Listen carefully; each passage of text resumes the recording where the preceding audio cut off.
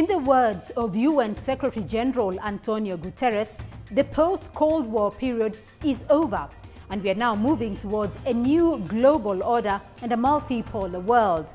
This assertion signifies a changing geopolitical landscape, one that is drifting away from the era of a single global power dominating others.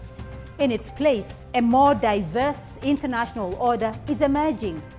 A multipolar dispensation disperses power, offering the opportunity for a more equitable world where individual countries can assert themselves, their values, and their interests.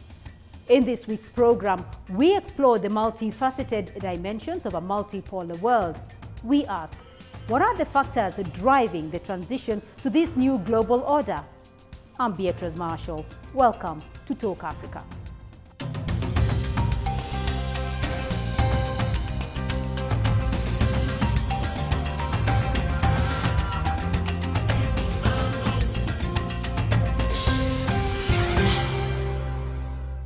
Well, let's now bring in our panel of experts. Joining us from Johannesburg, Mikatekiso Kubai, researcher at the Institute of Global Dialogue associated with UNISA. Joining us from London, Aina Tangen, chairman of Asia Narratives.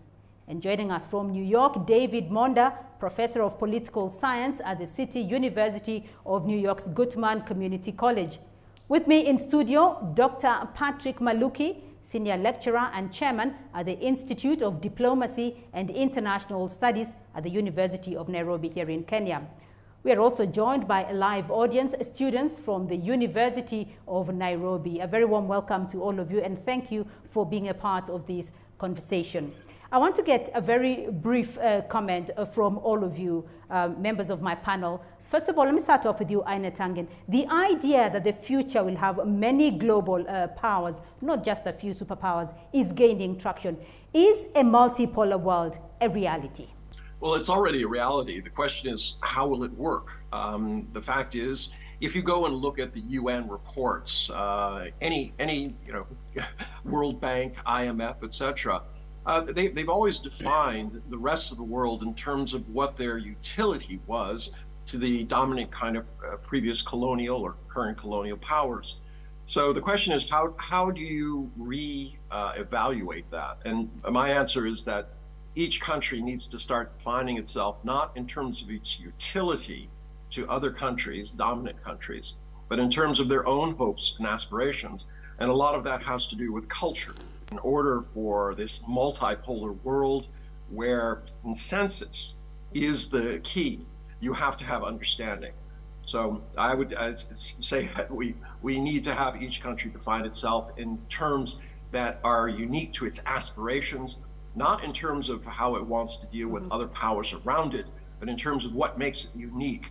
Every country has, different political parties, systems, legal systems that have evolved regardless of where they came from. They have different groupings, languages, cultures that are unknown to people outside their countries. And this is as true of China as anybody. Right. Professor Monda, I want to get your perspective from the United States. Is a multipolar world already a reality here? I think it is a reality. The challenge here is whose norms and values will take over the international order. I think that's one issue that will need to be redefined within the new order. I think secondly, structurally, this will need to be a structure and an order that will need to be established. For example, when we look at the UN, it still very much reflects the old order. Mm-hmm. But I think thirdly, the question around global collective responsibility, how will the community of states work together on issues like global warming, issues like migration, issues like international terrorism, that really cannot be handled by just one country, but are multifaceted and global issues. I think those are the three baskets in which I'd see it, in terms of the normative, in terms of the structural, but also in terms of the question of global shared responsibility among the community of states. Right, Dr. Maluki, I want to get your thoughts. The world should be multipolar. Unfortunately, I think the transition is still on, and we may not say that we've arrived. A number of scholars have looked at this subject. There is different dimensions in which we measure power. For example, military capabilities, economic might, ideological attraction, etc., etc. And therefore, when you look at these three dimensions of power, you may find that they are not all balanced. At some point, you can see that we still have some dominant powers in terms of military capability, and therefore they may wield more influence, all right, in terms of military. The U.S. basically is still up in terms of military capability, but economically, the power is really diverse. And so we need to interrogate how the emerging world it will look like and how different states may need to fit in. Right, Mr. Kubai, I want to get your thoughts as well. This is the ideal, but not yet a reality. Your thoughts? The question isn't so much whether or not it is happening. The question is how does it manifest in terms of global governance, the architecture of global governance, in terms of the changing power dynamic in the world, economically, in terms of military, in terms of political influence. That is already changing. In fact, it has already changed. I mean, the emergence of China, the emergence of India, the strength of Russia, even the Arab League, for instance, their role, their power, their influence. The world is changing. It's no longer a Eurocentric or North centric world. It is diverts a little bit more. Right. If, for instance, the United Nations does not reflect this, as Secretary-General Guterres has said repeatedly, in fact, most profoundly right here in Johannesburg during the BRICS summit, calling it archaic, old, and so on, and not reflecting a new reality. Maybe there's reason to doubt whether or not there's actually a new multipolar world. Right. But I would argue nonetheless that it's already there. There are enough indicators to point to that. Right, Professor Monde, I want to get your thoughts on where the United States sees itself as, because it has been the global superpower for almost 30 years. U.S. President Joe Biden, and following the outbreak of the war between Russia and Ukraine and Israel and Hamas, he said the 50-year post-Cold War period had run out of steam and a new world order is needed. What kind of international system does the United States envision here? So this is a good question. I think domestically, if you think about the U.S. domestic politics, generally, we tend to see U.S. foreign policy very much characterized by more continuity and less change, whether between Democrats and Republicans. They might have differences in terms of the means to the end, but ultimately it's more about continuity than change. Mm-hmm. And by that I mean, in terms of the Joe Biden administration, Joe Biden was in the Senate for many years, the Senate Foreign Relations Committee. He has a lot of foreign relations experience. The challenge is, how do you reconcile the new international order, so to speak, this multipolar world order, with key U.S. domestic constituents, be they economic interests, military interests, but also the normative aspect of United States dominance of global affairs, whether it's within the Bretton Woods system, the IMF and the World Bank, or within the United States, or even within the expansion of U.S. military power. So I think there is where we really have the problem. If you think about the transition from George Bush to Obama to Trump and then to Biden, the U.S. has really found itself in a dilemma about how it can reconcile itself to this new global order, but how can it not overreach, as it did in Iraq, as it did in Vietnam, as it did in Afghanistan, because there are limits to the expansion of U.S. power. Right. And I think that is a continuing debate here in the United States. Right. So I want to look at China's position here, Aina Tangen, because President Xi Jinping told an audience at the Belt and Road Forum last year that changes of the world and of historical significance are unfolding like never before. He said China would make a relentless efforts to achieve modernization for all countries and world to build a shared future for mankind. We've had the US's position on how to reconcile its dominance. Is China looking for a superpower status? I've talked to many officials over the years. I've been living in China since 2005, and they do not want the kind of problems that the U.S. Inherited when it became the sole superpower. Beatrice, it meant that everybody stood at your door and they asked you to solve their issues because you were the most powerful and richest. China sees that and they don't want to do it. They also recognize that for a stable world, it needs to be multipolar and it needs to be driven by consensus. So China's not looking for the superpower status. What they do want is to stabilize the world by bringing it up. The US, Europe, the colonial powers were always intent on what they could take from the global South. China sees that as a mistake because it is not inherently stable. So what they would like to see is the entire global South rise up, start becoming more middle class. And to do that, they are willing to share technology, something the US is not willing to do. And these are the kind of steps that are necessary. You have the Belt and Road Initiative. You have things like RCEP, Regional Comprehensive Economic Partnership. You have the BRICS and BRICS Plus now. You have the Asian Infrastructure Investment Bank. These are all things that are outreaching. And they, as I said, they see this as the only way forward is everybody rising up rather than them trying to climb on top and take the position that the U.S. had previously. So, Dr. Maluki, I want to come to you here because multipolarity suggests that there are now new contenders that are capable of shaping the world order. Who are those contenders? When you talk about multipolar system, emerging world order, whose order are we talking about? Because there is a lot of push towards multipolarity, which is the ideal, as I've argued.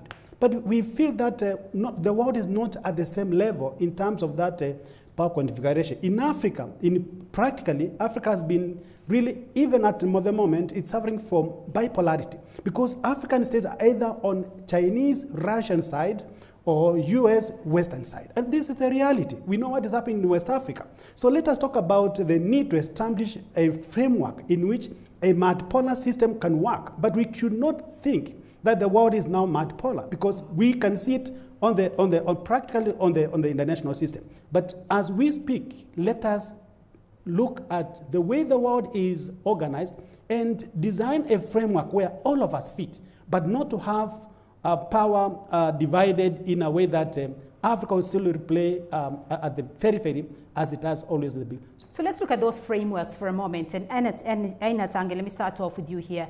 What will this mean, though, for China? China is an economic power. They account for half of the world's production. They still want to continue it. But, China is a country that is out of 200 countries, it's near 100 in terms of resources per person. That means that they will continue to have relationships with resource-rich countries where they can take those resources, turn into value-added things, and satisfy not only their domestic markets, but also try to sell things overseas. To do that and to stay competitive as their wages rise and they try to get beyond the middle income trap, they are trying to drive down the costs of production in a number of ways. One, logistics. They've established the best logistics chain in the entire world. They do cluster development, which means that if you're building a laptop in China, you go to one of these cluster development areas, everything that you need from a motherboard to a camera to plastic injection molding are all within 2 minutes walk from you. They're also driving it down with this digital revolution. They want companies to adopt strategies where they're able to cut costs using AI to manage just-in-time inventory, to anticipate changes in production values, to cut inventory costs, and then lastly, they're trying to decrease the amount of costs for transactions. think about all the things that go into an international transaction in terms of the bank fees, lawyers, accounting, all of these things. If you can reduce that, it helps especially small, medium-sized business entities in developing countries so that they can do that. So China sees itself as an actuator, as somebody, as an entity that has capabilities that it can expand to others, but they realize that in the end, the greatest inequality is about to come, and that is those who have the intellectual property will be served by those who don't. And China sees this as a major danger. They want to co-develop technology in developing world so that it's not left behind and you don't have the kind of continuing inequality that was started, especially with the colonial powers. Professor Monde, you talked about the United States now having an issue with how, the question being how to reconcile its current dominance. If indeed the world has become multipolar or the world is in transition towards a multipolarity, what will this mean for the United States? I think it will mean rethinking and rejigging of the international global order. The U.S. really has to manage this China relationship because it's a very symbiotic relationship. China supports the U.S. deficit, and the U.S. supports the Chinese economy in terms of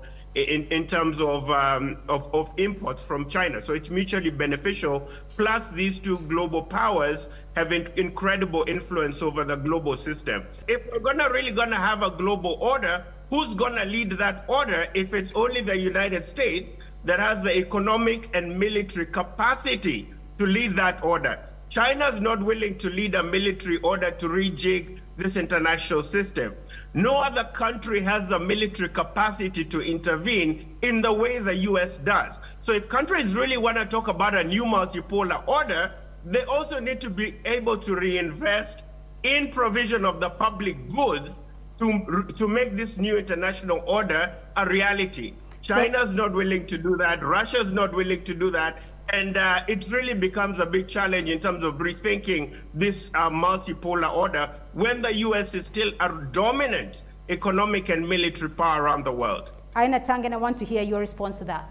I disagree with my colleague in Washington.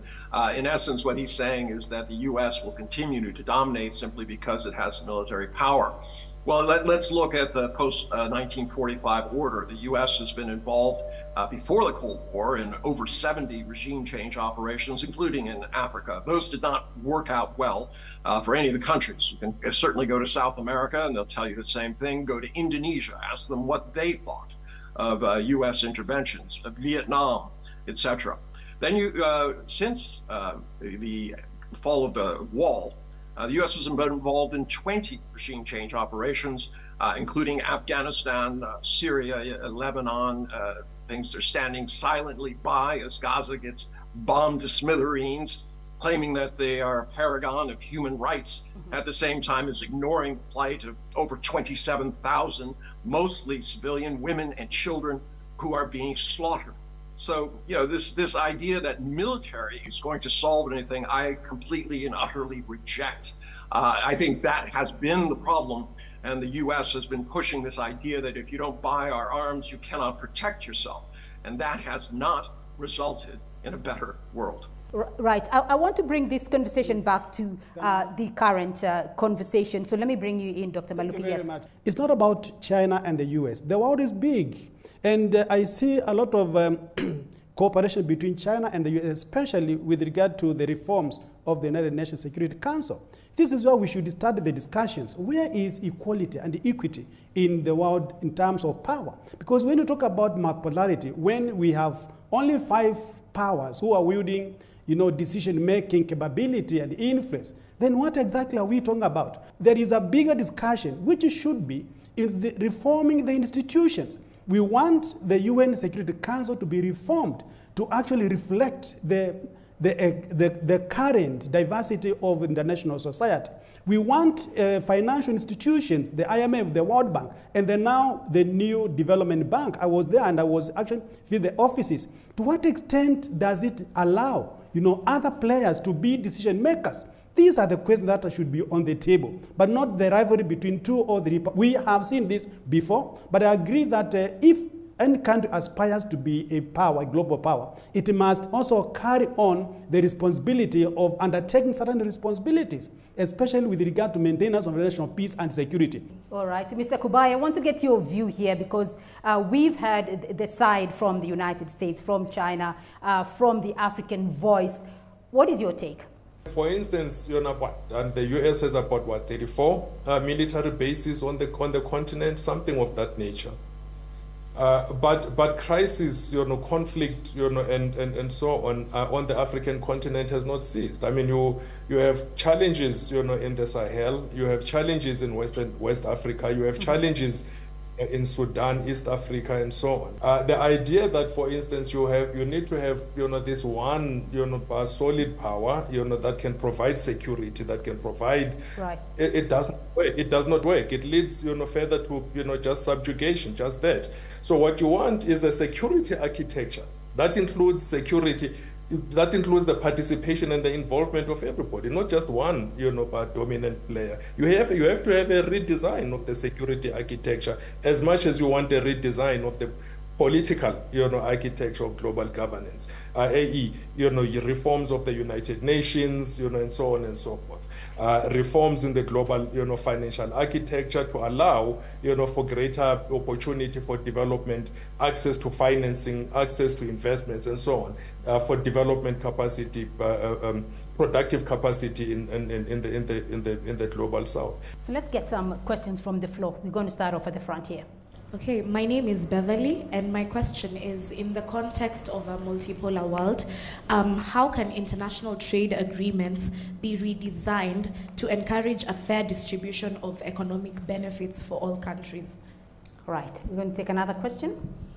Okay, my name is Levina Odera, and my question is, if in case, or if indeed the world is eventually evolved to multipolar world, how exactly is the power distribution and rank of authority will be distributed to the continent or to the world, the countries across the planet? All right, you would like to go with that? Yes, the second one about how the power will be distributed. I think this is what we've been discussing about the emerging global order, which scholars are divided as to whether we are there. And I want to start by contextualizing my discussion that to the extent that China cannot call the US to a discussion table over Israel and Hamas war, over Ukraine and the Russian war, then we are still in a unipolar system. But that's not the right way. We don't like it. We would wish China would actually have more muscle to be able to bring, the US into a discussion. So what does China need?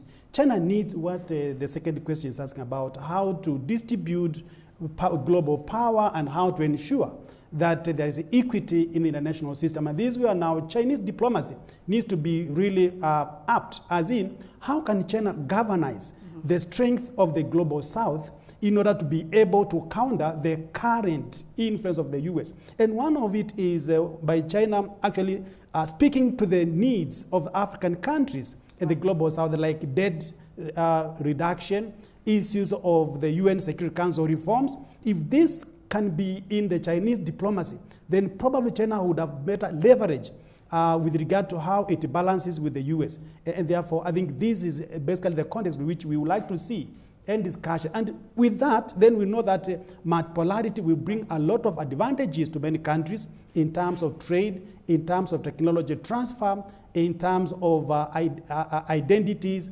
and respect for different civilizations. Right. So this is where we actually ought to go. Members of the panel, would you like to respond, particularly on the question of how international trade agreements could be redesigned for fairer benefit for all? Trade is very much tied to aid. Trade is very much tied to security questions. Trade is very much tied to broader questions of global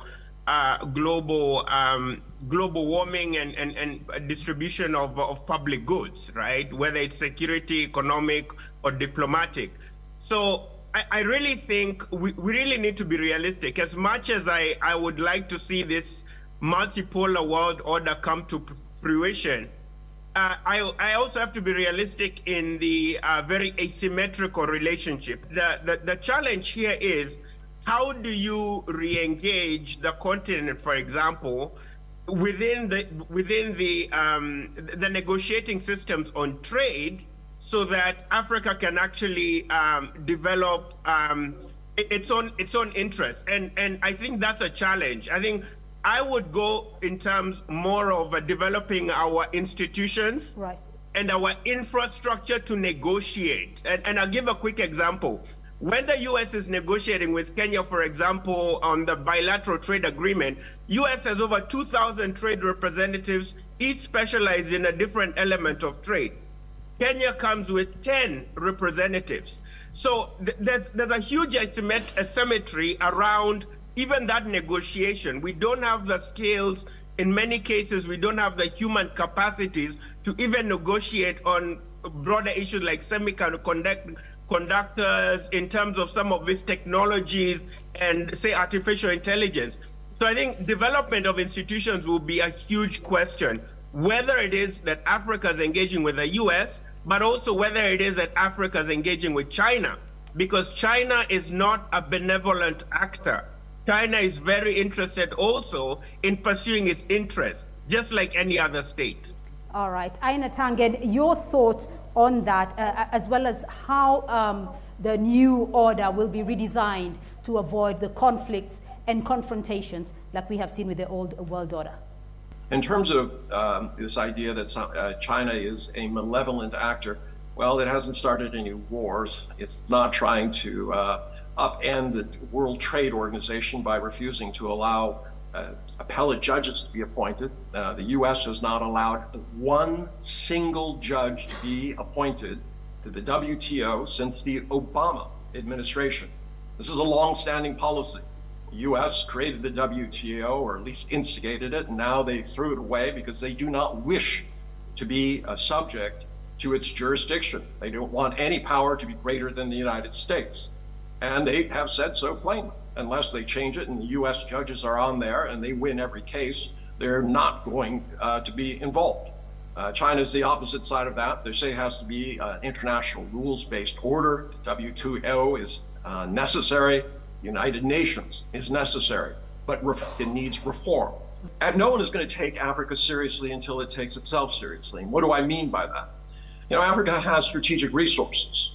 If it was to band together the way that you've seen with oil and OPEC, and let's say the countries that produce copper get together with South American and Southeast Asian countries and say, literally, we should have an organization that represents us so that we can price into the value of what we export to China, to the United States, to Europe, the true value. I mean, and what I mean by that is the value that is necessary to develop your countries on your own terms, the value that is necessary to deal with the kind of climate change that was created by the colonial powers, and a value of being completely independent, being able to set up and be a part of the world trade.